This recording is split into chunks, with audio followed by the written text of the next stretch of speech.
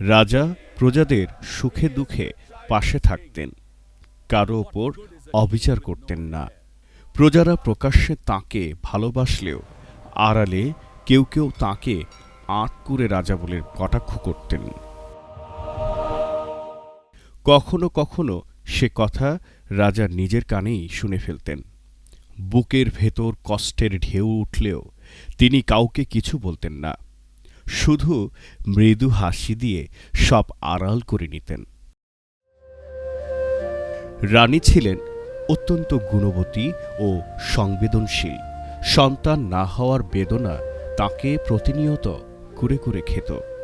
বহুবার চোখের জলে রাজাকে বলতেন, জাহাপনা, আমাকে ক্ষমা করবেন, এত বছরেও আমি আপনাকে উত্তরাধিকার দিতে পারিনি।